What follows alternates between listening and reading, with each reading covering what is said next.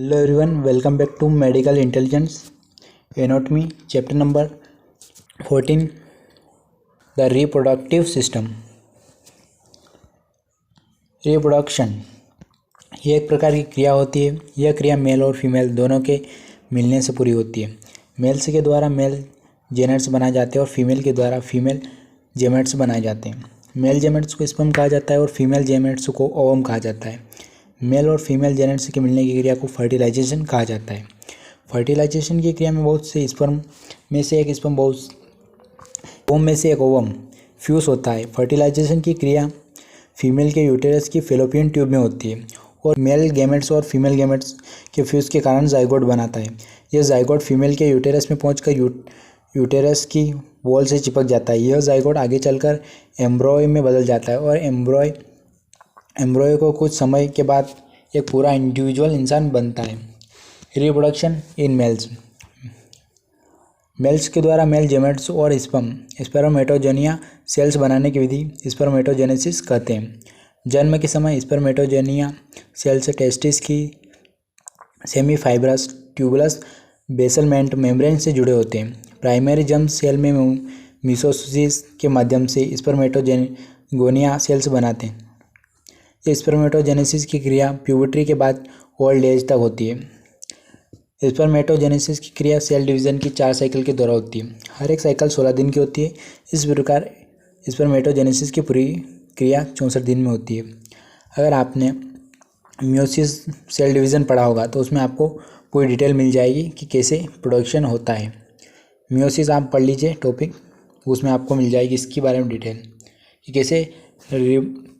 कैसे बनता है सेल और कैसे डिवीज़न होता है। तो वो साइकिल इसी के अंदर है। रिप्रोडक्शन इन फीमेल के द्वारा फीमेल गैमेट्स ओवम बनाने की विधि को ऑर्गेनेसिस कहते हैं। ओवम को ओविंगुलिया सेल भी कहते हैं। यह ओविंगुलिया सेल ओवरी के कॉर्टेक्स पर पाए जाते हैं। मियोसिस के माध्यम से 1000 से 2000 प्राइमरी जर्म सेल्स के द्वारा ओंगुनिया सेल्स बनाते हैं। फिर आता है हमारा मैच्योरेशन तो आपको पता ही होगा। नॉर्मली ये सामान्य रूप से होने वाली यूटेरिन ब्लीडिंग होती है जो कि फीमेल्स में प्यूबर्टी के बाद लगभग 40 से 50 ईयर की एज तक होती है। यह मैच्योरेशन साइकिल ओवरी और यूटेरस में चेंजेस होने के कारण होती है। यह साइकिल 4 से 5 दिन की होती है। यह निरंतर 28 दिन के उपरांत होती रहती है, यानी कि हर 28 दिन में यह साइकिल होती है जो कि 4 से 5 दिन चलती है। एक वुमेन को एक साल में लगभग 13 बार मेंस्ट्रुएशन साइकिल आती है और उपरांत 400 मेंस्ट्रुएशन साइकिल पूरी होने के बाद लाइफ के दौरान आती है, यानी कि आपकी पूरी लाइफ में 400 बार मेंस्ट्रुएशन साइकिल आती है। मेंस्ट्रुएशन साइकिल ब्लड में दो हार्मोन्स की मात्रा में चेंजेस होने के कारण होती है, यानी कि फीमेल्स में जो ब्लीडिंग होती है वो ब्लीडिंग इस कारण होती है जब इन हार्मोन्स का चेंजेस होता है, जिसके कारण मेंस्ट्रुएशन साइकिल बनती है। मेंस्ट्रुअल फेज, इस साइकिल में मेंस्ट्रुएशन फेज भी होते हैं। पहला इसमें यह फेज लगभग 4 से 5 दिन चलता है। इस फेज में एस्ट्रोजन और प्रोजेस्टेरोन की मात्रा ब्लड में कम होने लगती है। इसके कारण यूटेरस की एंडोमेट्रियम की वॉल झड़ने लगती है। इस फेज में मेंस्ट्रुएशन फ्लो होता है। मेंस्ट्रुअल फ्लो में एंडोमेट्रियल सेल्स एंडोमेट्रियल ग्लैंड के सेक्रेशन अनफर्टिलाइज्ड ओवम यह ओवम को फर्टिलाइज नहीं हुआ है और ब्लड पाया जाता है। यानी कि ये जो मैच्योरेशन फेस होता है इसमें 4 से 5 दिन चलता है। इसमें एस्ट्रोजन और प्रोजेस्टेरोन जो होते हैं उसकी मात्रा ब्लड में कमी हो जाती है, जिसके कारण ब्लीडिंग होती है।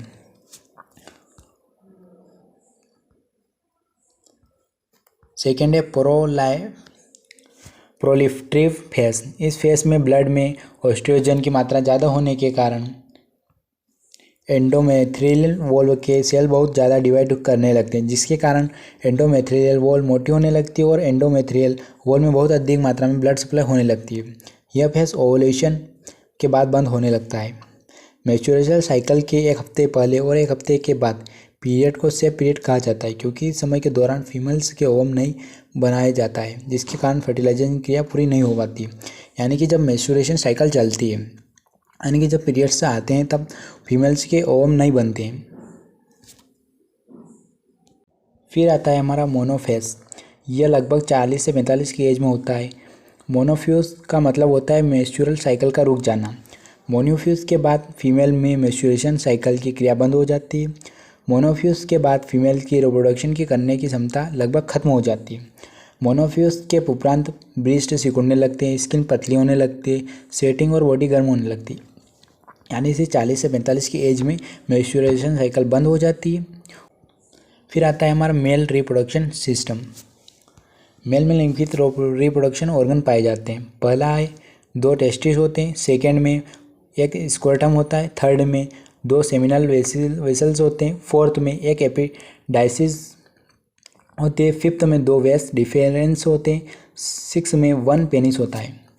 तो यहाँ पर देख सकते हो मेल रिप्रोडक्शन में ये पेनिस है, स्पॉन्जी यूरेथ्रा है, एपिडाइमिस है, टेस्टिस है, स्क्रोटम है, पूरा स्ट्रक्चर देख सकते हो। फिर आते हैं इसके अंदर टेस्टिस। ये स्क्रोटम के अंदर पाए जाते हैं, जिसे एपर स्पर्मेटिक कॉर्ड के द्वारा स्क्रोटम के अंदर लटके हुए पाए जाते हैं। टेस्टिस में स्पर्मेटोजोआ और टेस्टोस्टेरोन जो मेल सेक्स हार्मोन होता है, यह फीटल लाइफ के दौरान एब्डोमिनल कैविटी में बनते हैं। यह प्रेगनेंसी पूरी होने के समय तक यह स्क्रोटम में पहुंच जाते हैं। यह 5 सेंटीमीटर लंबे होते हैं, 2.5 सेंटीमीटर चौड़े होते हैं, लगभग 12 से 15 ग्राम तक होते हैं। हर एक टेस्टिस में 200 से 300 लोब्स बना होता है। हर एक लोब बहुत से सेमी फेब्रस ट्यूबुलस का बना होता है। सेमी फेब्रियस ट्यूबुलस के बीच में इंटरस्टिशियल सेल पाए जाते हैं। यह इंटरस्टिशियल सेल्स के द्वारा टेस्टोस्टेरोन नामक हार्मोन सीक्रेट करता है, जिसे स्पर्मेटिक कॉर्ड के द्वारा टेस्टिस में ब्लड वेसल्स और नर्व सप्लाई करती है। यानी कि यहाँ पर आपने देखा होगा कि ये जो टेस्टिस है, ये जब बच्चा जब अब अपनी मदर के एब्डोमेन यानी कि पेट में जब होता है, तब यह टेस्टिस जो है मदर की एब्डोमिनल कैविटी के अंदर बनते हैं। और जब जैसे बच्चे का बॉर्न होता है, उसके बाद यह बनना शुरू हो जाते हैं। फिर आती है हमारी लेयर ऑफ टेस्टिस। टेस्टिस की लेयर, फर्स्ट है टुंकिया वजाइनालिस, सेकेंड है टुंकिया एल्बुलोनिया, थर्ड है टुंकिया वेसुलोसा। टेस्टिस का महत्वपूर्ण काम होता है स्पर्म का बनना। टेस्टिस बॉडी के बाहर इस कारण से पाए जाते हैं क्योंकि यह स्पर्म का प्रोडक्शन कर सकें। क्योंकि टेस्टिस को स्पर्म बनाने के लिए बॉडी के तापमान से 3 डिग्री तापमान कम हो चाहिए। हर एक स्पर्म को हेड, बॉडी और लंबी टाइल पाई जाती है। टेल के आकार स्पर्म एक जगह से दूसरी जगह मूव कर पाता है। Body supply to the testis. Testis को प्योर ब्लड की सप्लाई टेस्टिकुलर आर्टरी के द्वारा की जाती है। टेस्टिस का इम्प्योर ब्लड टेस्टिकुलर वेन के द्वारा कैरी किया जाता है। फिर आता है स्क्रोटम। ये फाइबर्स और मसल्स का बना हुआ बैग होता है।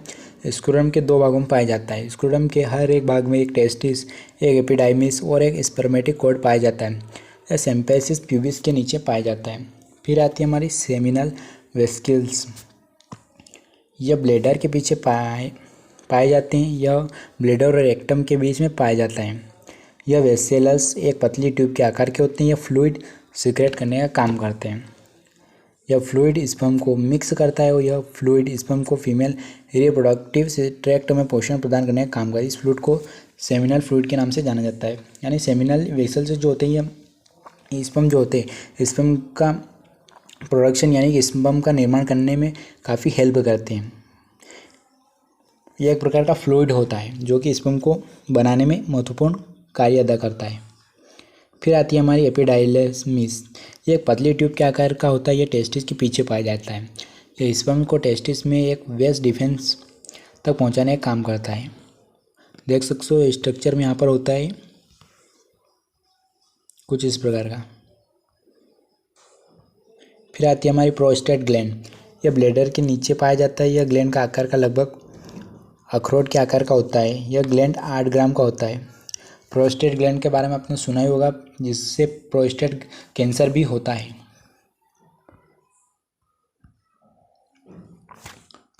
Layer of prostate gland. First है आउटर फाइब्रस लेयर होती है, सेकेंड जो इनर होती है वो स्मूथ मसल्स की बनी हुई होती है। प्रोस्टेट ग्लैंड के द्वारा की गई सिक्रेशन सेमिनल फ्लूइड को मिल्क का कलर प्रदान करती है और सेमिनल फ्लूइड की मात्रा बढ़ाने का काम करती है। यानी कि ये प्रोस्टेट जो ग्लैंड होती है ये मिल्क का कलर प्रदान करने का कार्य करती है। फिर आता है हमारा वेस्ट डिफरेंस। ये डक्ट 45 सेंटीमीटर लंबा होता है। इस डक्ट के द्वारा स्पर्म को एपिडाइमिस के एजैकुलेटरी डक्ट तक पहुंचाया जाता है। ये टेस्टिस के पीछे पाया जाता है। ये डक्ट मसल्स का बना होता है। वेस्ट डिफरेंस का कुछ भाग ब्लेडर के पीछे पाया जाता है, उस भाग को एम्पुला कहा जाता है। फिर आता है हमारा पेनिस। ये स्पंजी टिश्यू का बना होता है। पेनिस के टिप पर एक त्रिकोण आकार का स्ट्रक्चर पाया जाता है जिसे ग्लैंस पेनिस कहा जाता है। ग्लैंस पेनिस के ऊपर स्किन की 2 लेयर पाई जाती है जिसे फोर स्किन कहा जाता है। पेनिस के 2 भाग होते हैं, पहला रूट और सेकेंड बॉडी, और एक्रेटिल टिश्यू और स्मूथ मसल का बना होता है। एक्रेटिल टिश्यू के द्वारा पेनिस इरेक्ट हो पाता है, यानी कि सीधा खड़ा हो पाता है। एक्रेटिल टिश्यू के द्वारा एक इरेक्ट पेनिस के द्वारा संभोग हो पाता है और जिसके द्वारा मेल्स के स्पर्म को फीमेल रिप्रोडक्टिव ट्रैक्ट के भीतर पहुंच जाते हैं। इरेक्ट पेनिस में पेनिस की लंबाई बढ़ जाती है। यहाँ पर देख सकते हो कि मेल रिप्रोडक्शन सिस्टम का यहाँ पर स्ट्रक्चर दे रखा है जिसमें एजैक्युलेटरी डक्ट, एनस, स्क्रोटम कहाँ पर प्रेजेंट होते हैं देख सकते हो। Male reproduction system. Transfer section of the penis. Penis के जो ट्रांसफर सेक्शन होता है उसका स्ट्रक्चर है। फिर आते हैं blood supply to the penis. Penis में ब्लड सप्लाई कैसे होता है। पेनिस को प्योर ब्लड की सप्लाई इंटरनल प्यूडेरनल आर्टरीज के द्वारा ब्रांचेस के द्वारा की जाती है। पेनिस का इम्प्योर ब्लड इंटीरियर प्यूडेरनल वेन और इंटरनल इलियक वेन के द्वारा कैरी किया जाता है। एजैक्यूलेशन इस प्रोसेस में sperm epididymis different duct एजैक्युलेटरी duct के द्वारा रास्ते यूरेथ्रा तक पहुंच जाते हैं और पेनिस के द्वारा सिक्रेट किए जाते हैं। यह स्पर्म स्पेन में पाए जाते हैं। सेमिनल फ्लूइड और प्रोस्टेट ग्लैंड की सिक्रेशन मिलकर इस सीमेन बनाने का काम करती है। एक बार इजैक्यूलेशन में लगभग 2 से 5 ml सीमेन सिगरेट होता है। 2 से 5 ml सीमेन में लगभग 90 मिलियन स्पर्म पाए जाते हैं। यानी कि सीमन जो एक होता है फ्लूइड, इसमें ही स्पर्म बनते हैं जो कि 90 मिलियन स्पर्म पाए जाते हैं। Female reproductive organ. फीमेल में लगभग रिप्रोडक्टिव ऑर्गन पाए जाते हैं। पहला एक्सटर्नल जेनिटल, सेकेंड है इंटरनल जेनिटेलिया। एक्सटर्नल जेनिटेलिया जिसे यूला कहा जाता है। व्यूवा में निम्नलिखित ऑर्गन्स पाए जाते हैं। पहला मोन्स प्यूबिस, यह फेट का बना हुआ मांस होता है और सेम्फेसिस प्यूबिस के ऊपर पाया जाता है। यह हेयर से कवर होता है। सेकेंड है लिबिया मेजर, यह skin, fat, blood vessels, nervous और यूटेरस्पिड मसल्स का बना होता है। यह मोटे फोल्ड्स होते हैं। यह फोल्ड्स व्यूल्वा की साइड बनाने का काम करते हैं। देख सकते हो फीमेल जेनिटल एरिया यहाँ पर देख सकते हो, रिप्रोडक्टिव ऑर्गन। फिर इसमें 3rd नंबर का है लिबिया मिनोरा। यह 2 फोल्ड्स होते हैं। यह वजाइनल ऑर्फिक और लिबिया मेजोरा के बीच में पाए जाते हैं। लिबिया मिनोरा के आगे का भाग सिलिटोरिस से कवर करता है और लिबिया मिनोरा के पीछे का भाग फ्योरेटिस का बनाना काम करता है। फ्योरेसेटी एक पतली स्किन की लेयर होती है। क्लिटोरिस यह फीमेल में एक्सिटेलेबल ऑर्गन होता है। यह सिलेंड्रिकल के आकार का होता है। यह वेस्टिब्यूल के सामने पाया जाता है। क्लिटोरिस के 3 भाग होते हैं, पहला glans, second body, third crus. Hymen यह एक पतली म्यूकस मेम्ब्रेन होती है। वजाइना को लगभग बंद करने का काम करती है। यह एक्सटर्नल और इंटरनल जेनिटल ऑर्गन्स को अलग अलग करने का काम करती है। हाइमेन जो होती है एक मेम्ब्रेन होती है। फिर आता है हमारा वेस्टिब्यूल। यह एक लिबिया मिनोरा की साइड सिलिटोरिस और फ्यूरेटिस तक के आगे और पीछे के भाग तक पाई जाती है। वेस्टिब्यूल में 4 निम्नलिखित ओपनिंग पाई जाती है। फर्स्ट है एक्सटर्नल यूरेथ्रल ओपनिंग। यह वजाइनल ऑफिस के आगे और सिलिटोरिस के पीछे पाई जाती है। इस ओपनिंग के द्वारा यूरेथ्रा में यूरिनरी ब्लैडर तक पहुंचाया जाता है। यूरिनरी बॉडी से बाहर निकल जाता है। फिर सेकेंड है वजाइनल ऑफिस। Orifice introduced. यह हाइमेन से लगभग बंद होती है। हाइमेन में छोटे आकार की ओपनिंग होती है। यह हाइमेन से संभोग के समय फट जाती है,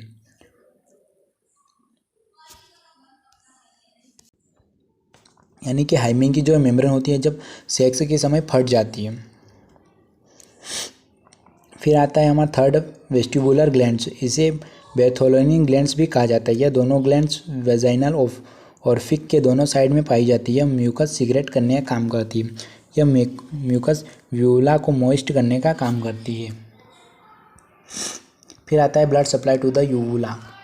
यूवुला को प्योर ब्लड की सप्लाई इंटरनल और एक्सटर्नल प्यूडेनेल आर्टरीज के द्वारा की जाती है और यूवुला का इम्प्योर ब्लड बहुत सी वेंस के द्वारा कैरी किया जाता है। यह वेंस प्लेक्सस समूह बनाती है और यह veins vulva impure blood internal iliac veins तक पहुंचाती है। फिर हमारा इंटरनल जेनाइटली। फर्स्ट है वेजाइना। यह फाइबर और मसल्स की बनी हुई ट्यूब होती है। यह ट्यूब वेस्टिब्यूल और यूटेरस को जोड़ने का काम करती है। सामान्य तौर पर 2.5 सेंटीमीटर चौड़ी होती है, परंतु डिलीवरी के समय यह ट्यूब 3.5 सेंटीमीटर चौड़ी हो जाती है। वजाइना के आगे का सरफेस यूरेथ्रा और ब्लैडर से जुड़ा होता है। वजाइना के पीछे का वॉल रेक्टम और पूंछ ऑफ डोंगलस रेक्टो वजाइनल पोच से जुड़ी होती है। वजाइना की वॉल इलास्टिक होती है, जिसकी द्वारा डिलीवरी का प्रोसेस इजी हो जाता है।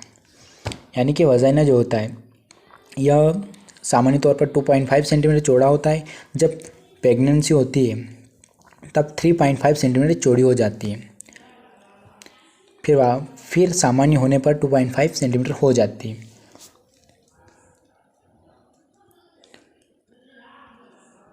फिर लेयर ऑफ वजाइना। इसकी फर्स्ट लेयर है आउटर लेयर, जो मसल्स लेयर की बनी होती है। मिडिल लेयर जो होती है वो एरियोला टिश्यू की बनी होती है। थर्ड इनर लेयर जो होती है वो म्यूकस मेम्ब्रेन की बनी होती है। सर्विक्स के द्वारा एसिड सीक्रेट किया जाता है। यह एसिड वजाइना के सरफेस को मॉइस्ट रखता है और यह एसिड किसी भी माइक्रोब्स की ग्रोथ पर रोक लगाने का काम करता है। यानी कि जो यहाँ पर एक एसिड सीक्रेट होता है जो कि बाहर से आने वाले जर्म्स या माइक्रोब्स जो होते हैं उनको ग्रोथ को रोकता है, वह उनको किल कर देता है। Blood supply to the vagina. Uterine के और वजाइनल आर्टरीज के बने हुए प्लेक्सस के द्वारा वजाइना को प्योर ब्लड की सप्लाई की जाती है। वेन्यूस प्लेक्सिस के द्वारा वजाइना का impure blood internal iliac veins तक पहुंचाया जाता है। सेकेंड है यूटेरस। यह ग्यूआला के आकार का होता है। यह लगभग 50 ग्राम का होता है। यह मसल्स का बना होता है जो कि होलो स्ट्रक्चर होता है, खाली स्ट्रक्चर होता है। यह पेल्विक कैविटी के सेंटर में पाया जाता है। यह मेस्चुरेशन और चाइल्ड बर्निंग का काम करता है, यानी कि बच्चों का पालन पोषण करता है। फर्टिलाइजेशन के बाद जाइगोट यूटेरस की वॉल से चिपक जाता है। यूटेरस के निम्नलिखित भाग होते हैं। पहला होता है फंडस। यह भाग यूटेरिन ट्यूब्स के ऊपर पाया जाता है। यह कॉन्वेक्स का आकार का होता है। फिर इसके अंदर आती है बॉडी। यह चौड़ा और यूटेरस के ऊपर का भाग होता है। यह भाग फंडस से सर्विक्स तक पाया जाता है। इसे कॉर्पस भी कहा जाता है। कॉर्पस के नीचे का भाग स्ट्यूमस कहा जाता है। थर्ड आता है हमारा क्रेविक्स। इसे यूटेरस की निक भी कहा जाता है। यह सिलेंड्रिकल के आकार का होता है। यह वजाइना की एंटीरियर वॉल के द्वारा बनाया जाता है। सर्विक्स के अंदर की ओपनिंग को इंटरनल ओएस कहा जाता है और सर्विक्स के बाहर की ओपनिंग को एक्सटर्नल ओएस कहा जाता है। स्ट्रक्चर हम देख सकते हो, internal orifice, external orifice, section of the uterus. फिर लेयर ऑफ यूटेरस। यूटेरस के लेयर्स। फर्स्ट है पेरीमेट्रियम। यह यूटेरस की बाहर की लेयर होती है। सेकेंड है मायोमेट्रियस। यह पेरिट्रियम्स और एंडोमेट्रियम्स लेयर की बीच की लेयर होती है। यह स्मूथ मसल्स की बनी होती है। फिर थर्ड आती है हमारी एंडोमेट्रियम। यह यूटेरस के सबसे अंदर की लेयर होती है। यह रेड कलर की होती है। इस लेयर में मसल म्यूकस सीक्रेट करने वाली ट्यूबुलर ग्लैंड्स पाई जाती हैं।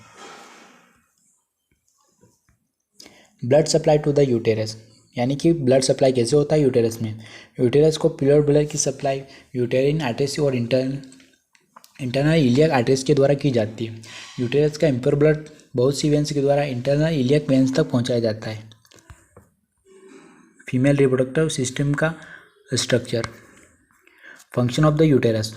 मेस्चुरेशन की क्रिया यूटेरस की एंडोमेट्रियम लेयर की प्रेगनेंसी के लिए तैयार करती है। यूटेरिन ट्यूबल्स में फर्टिलाइजेशन की क्रिया होती है। इसके पश्चात फर्टिलाइज्ड ओवम यूटेरस की एंडोमेट्रियम की वॉल से चिपक जाता है। इन 36 हफ्तों की प्रेगनेंसी के दौरान यूटेरस की एंडोमेट्रियम लेयर्स के द्वारा फ्रीलाइज्ड ओवम को पोषण दिया जाता है। 36 हफ्ते पूरे होने के बाद यूटेरस की वॉल में कॉन्ट्रैक्शन होने लगता है। यह फर्टिलाइज्ड ओवम से बना हुआ फीटस यूटेरस की वॉल से अलग होने लगता है और वजाइना के रास्ते बॉडी से बाहर निकल जाता है। फिर हमारा पार्ट आता है यूटेरिन ट्यूबल्स। इन ट्यूबल्स को फेलोपियन ट्यूब्स भी कहा जाता है। यह दोनों ट्यूब्स यूटेरस की साइड से निकलती है। यह 10 सेंटीमीटर लंबी होती है। दोनों ट्यूब्स एंड्स एम्पुला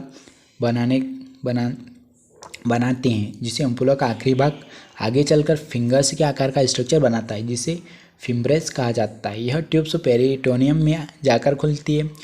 ट्यूबस ओवरी से ओवम तक यूटेरस तक पहुंचाने का काम करती है। फर्टिलाइजेशन की क्रिया जब यूटेरिन ट्यूब्स में होती है। Blood supply to the uterine tubes. Ovarian arteries के द्वारा यूटेरिन ट्यूब्स को प्योर ब्लड की सप्लाई की जाती है। हाइपोगैस्ट्रिक और ओवेरियम प्लेक्सिस के द्वारा यूटेरिन ट्यूब्स को इम्प्योर ब्लड की कैरी किया जाता है। फिर हमारी आती है ओवरीज। यह 2 बादाम के आकार की होती है, जो कि ग्लैंड होती है। यह दोनों ग्लैंड्स यूटेरस की दोनों साइड में पाई जाती है। हर एक ओवरी में बहुत से मैच्योर नहीं होता हुआ है ओवा पाए जाते हैं। इन इम्यूनेचर ओवा को प्राइमरी ओक्योसाइट्स कहते हैं। हर एक मैच्योरेशन साइकिल के दौरान हर एक ओवल ग्रेफिन फोलिस में बदल जाता है। ग्रेफिन फोलिकल पूरी तरह से मैच्योर होने के बाद फ्लूइड से भर जाता है। फिर यह फोलिसिल ओवरी के सरफेस पर पहुंच जाता है। ग्रिफियन फोलिसिल के अंदर ओवम पाया जाता है। फोलिसेल के टूटने पर ओवम सिगरेट होता है। ओवम ओवरी के सरफेस के पेरिटोनियन कैविटी तक पहुंच जाता है। फिर यह ओवम यूटेरिन ट्यूब तक पहुंच जाता है। हर एक महीने में फोलिसल बनता है। ओवम मैच्योरेशन साइकिल के 14वें दिन सिगरेट होता है। ओवम बनने की विधि को ओवुलेशन कहते हैं। ओवरीज के द्वारा ovum SCCG human chorionic gonadotropin oestrogen और प्रोस्टेरोजन नामक हार्मोन सिगरेट होते हैं। Structure of ovary. स्ट्रक्चर है ओवरी का।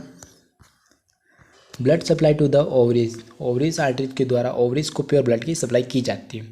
बहुत सी वेन्स के द्वारा ओवरीज का इम्प्योर ब्लड ओवरीज वेन तक पहुंचाया जाता है। ब्रेस्ट। यह दूसरे से 7वीं रिब्स तक पाई जाती है। संख्या में 2 होते हैं। इन्हें मेमरी ग्लैंड्स भी कहा जाता है। प्यूबर्टी से पहले ब्रेस्ट का आकार छोटा होता है, परंतु प्यूबर्टी के बाद ब्रेस्ट का आकार बढ़ने लगता है। प्रेगनेंसी और डिलीवरी के बाद ब्रेस्ट का आकार बहुत अधिक बढ़ जाता है। ब्रेस्ट का आकार ओस्ट्रोजन और प्रोस्टेरोजन हार्मोन पर निर्भर करता है। ब्रेस्ट में बीच से थोड़ा उभार हुआ होता है, जिसे निप्पल कहा जाता है। निप्पल के द्वारा ब्रेस्ट में भरा मिल्क सीक्रेट होता है। ब्रेस्ट बहुत से लोब्स से मिलकर बनता है। हर एक लोब्स बहुत से लोबुल्स से मिलकर बनता है। लोबुल्स में बहुत सी एल्वोलाई पाई जाती है। हर एक एल्वोलाई छोटी छोटी डक्ट से खुलती हुई बहुत से छोटे छोटे डक्ट मिलकर लैक्टिफेरियस डक्ट बनाते हैं। लैक्टिफेरियस डक्ट के द्वारा ब्रेस्ट में भरा मिल्क निप्पल से सीक्रेट होता है। प्रोलैक्टिन हार्मोन्स के द्वारा ब्रेस्ट में मिल्क का प्रोडक्शन होता है और ऑक्सीटोसिन नामक हार्मोन के द्वारा ब्रेस्ट में भरा मिल्क सीक्रेट होता है। तो यहाँ पर देख सकते हो फ्रेंड्स, हमारे एनाटॉमी के सारे लेक्चर कंप्लीट हो गए हैं। अगर इनके नोट्स चाहिए, सिंपल सा स्क्रीनशॉट लेना है और गूगल लेंस की मदद से आप ट्रांसलेट करके इसके नोट्स बना सकते हो और समझने के लिए हिंदी में समझ सकते हो। आगे और आपको नोट्स चाहिए इंग्लिश में, तो सभी आपको प्रोवाइड मिल जाएंगे इंग्लिश में। तो बने रहिए हमारे चैनल पर और चैनल को सब्सक्राइब करिए और वीडियो को लाइक करिए।